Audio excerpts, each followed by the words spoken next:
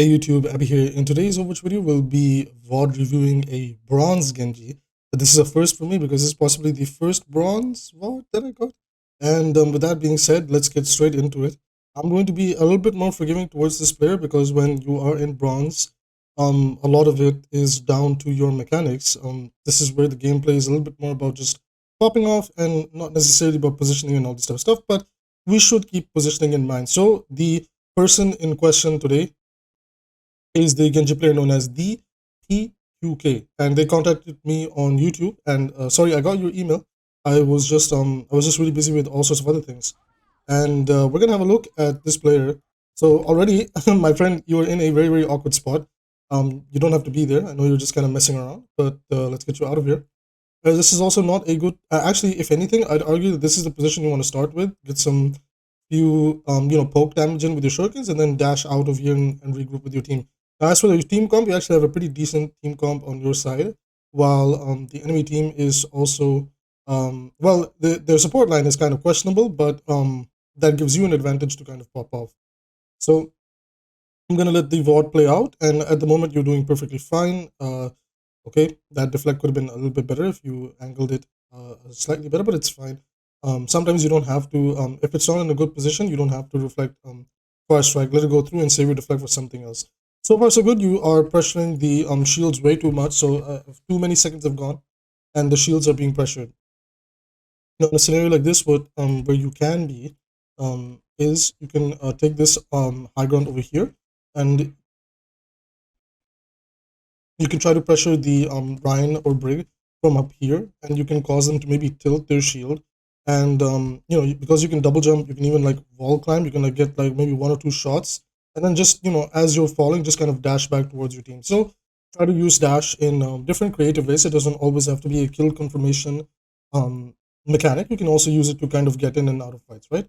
So again, you're wasting too much. And see what is happening when you're wasting too much time shooting the shield.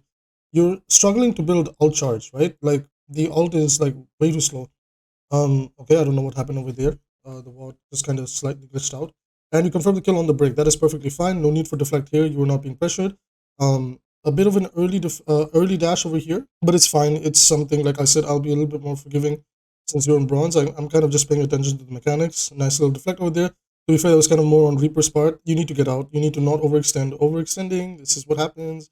Uh, you climb up in elo, and this is where you die. Like this is where you do not live. And oh, never mind. You don't have to climb. Oh, okay, never mind. I was about to say you don't need to climb to get punished here. Bronze players will punish you in this elo anyway, but they failed on doing that. So over there you would die. Well, you died. So do not overextend because this is how you throw team fights. So that was a bit of a throw, and you're back in it now. You're in taking the next team fight. Okay, the deflect just like nothing. Again, you were not pressured, and we wasted deflect, which could come in handy this coming engagement. I know I saw that you guys were about to do nanoblade, so yeah, you got a good scouting on the enemy team here, and you're gonna nanoblade now. This is pretty decent. You could have gotten a little bit more height upon yourself. You want to prioritize the squishies, but it's fine.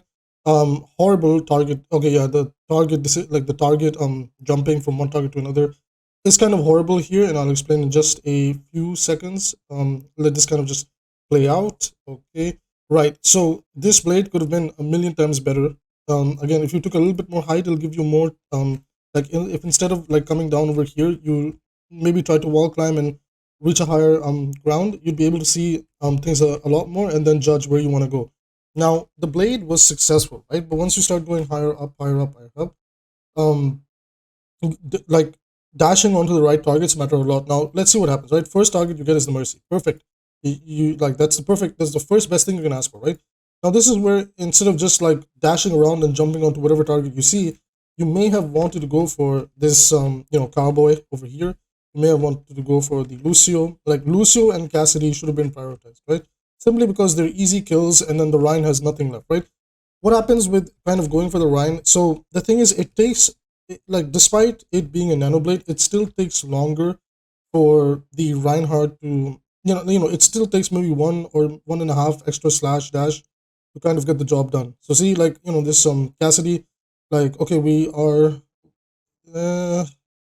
dash is being used a bit too early. Well, okay, you overextend way too much, and you get into gold or plat, and this that, well, you don't even need to get a gold and plat. You're getting punished way too much anyway. Okay, so I'm beginning to see a habit here is that you like to go deep. All right, you like to go to the deep side of the ocean, right? That's kind of the trend that's happening here as we enter these next team fights. And in these team fights, we can kind of take away is that you like to go deep, right? I don't have to coach the entirety of the VOD because bad habits carry over everywhere. You're not utilizing double jump that much either. But you are utilizing, like, you have an understanding of how to use the right click and, like, the generic combos. So you have that, but look, you're on the deep side of the ocean. What happens when we go to the deep side of the ocean? There's sharks over there, right? Unless you're well equipped and your team is pushing with you, we do not go to the deep side of the ocean. Look at what's happening here. You are soft throwing this team fight. You're in a position to get punished over and over and over and over again. It's happening over and over again. At a certain point, you should ask yourself, is this the right decision? Oh, what is this blade? Why are we blading here? What is this blade? This is a very bad blade. This is a very bad blade, and I'll explain in just a second, right? So I'll explain. Let me just kind of get back to this team fight. This is you getting way too overconfident, getting that superhero mindset. We are not superheroes in this game. We are just heroes. Okay. So the reason this blade is kind of bad, right? Is first of all, you do not have nano boost to enable it, right? Second of all, the enemy team, like, look at the kill feed, right? They've got this, right? Rather than you trying to retake this with blade, it's better that you just regroup with your team and then try to blade them as they begin to push through this, like, this through the distillery, right? There's no point in blading here because even if you blade, because your whole team is practically dead now, you got like 6 people looking at you. So this 1v6 is not happening, right? You have to stop 1v6ing because that's kind of the trend that I'm seeing here is that you're trying your level best to be the hyper carry, and I'm not saying that there are not scenarios where you can do that. Of course, there are scenarios where you can, but you have to kind of slow down, right? So let's see what we're doing again. So okay, again, deflect is being like all over the place. Like deflect has been all over the place. See, deflect could have come in handy over there. If you are not being pressured, right? Stop trying to deflect these fire strikes, right? Unless you're in a position where the angle is really good, save your deflect for something that can pressure you. So for example, like if the Reaper is closing in on you, you may want to use it to maybe slightly scare him away or to duel him better, right? And if the Cassidy is closing in on you, you know that he's going to use flashbang, right?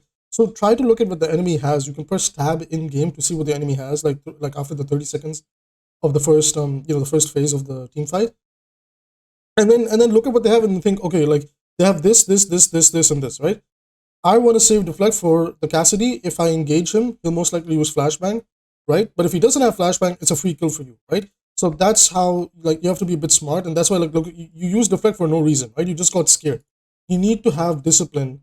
Disciplining your abilities is really, really important. And now look at this. You could deflect that. Now look at that. You could have deflected the flashbang. You could have deflected this, right? But you deflected when there was absolutely nothing being thrown at you. So we cannot do that, right? I'm going to look at it once from the defense, one or two fights from the defense, from the other side, so I can see how you play on attack, and then we will conclude this video since I don't want to draw it out way too much. And so again, you are trying to find a target, and you're being lost in the same mentality that a lot of low elo players do, is that they think that, oh, I should just shoot the tanks. Okay, so you want the mercy, that's good. Okay, you couldn't push it, you use deflect to get out. This is really, really good. So far, so good on the attacking sides. You use the tanks to build a blade. Do not overcommit on the tanks unless absolutely necessary. So your Ryan gets a shatter here. You guys are pushing. I believe your Farah has been really hard carrying this fight, but you're not doing that much. Like right now, you need to find angles and you need to find a way in. So what you're doing is called playing safe, right? You don't want to overextend anymore. I think you learned yourself in the defensive side that, okay, I was overextending and it was giving me it was costing me my life. But now I need to slow down. Okay, so on the attacking side, you can overextend a little bit to try and see if you can guarantee yourself a pick. But this is where it's important for you to be good at getting that set kill, right? So decent engagement on the Reinhardt. So far, so good on the attacking side. I'm going to skip a little bit further. I want to see this blade. Okay, I'm not going to just let deflect because I think we've established that, you need to be a little bit more better with how you use deflect. A lot of the time, look, you could use deflect there to kind of better survive this engagement against the Reaper. This deflect was okay, but like you need to understand yourself and not just, oh, every time deflect goes off cooldown. If it's a good deflect, it's good. If it's a bad deflect, it's bad. Like, be a little bit more smart. So right now, you guys got another big shatter. Your Ryan and Farah are hard playing this game, and unfortunately, you're not doing much, and that needs to change going forward, right?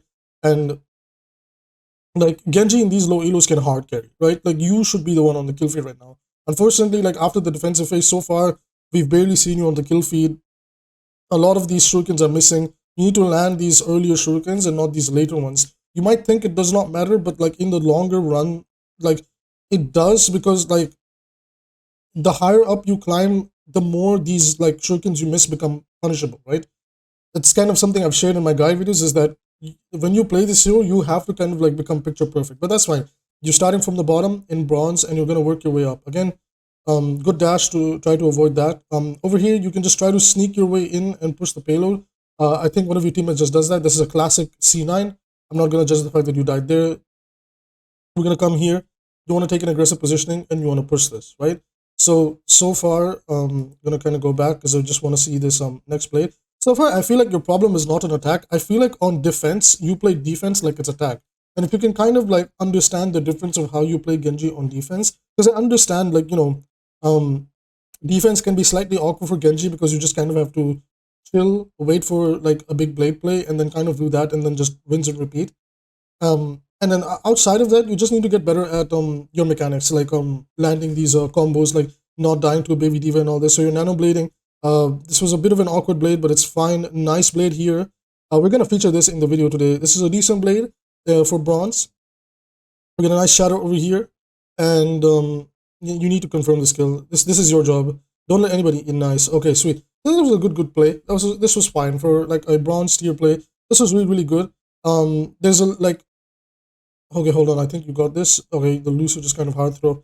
Okay, so we're gonna stop this VOD over here. I think I've seen more than enough, and I can kind of take away what was the goods and bads from this VOD review, right?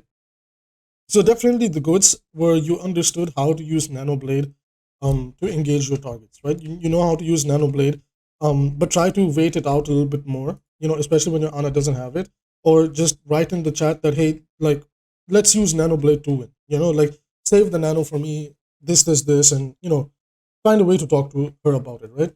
Going forward as well, is that another thing that you can kind of prioritize is, you need to win your duels a little bit better, and you need to have really good discipline with deflect. I think your dash usage is okay, but you need to definitely stop overextending and trying to play defense like it's attack.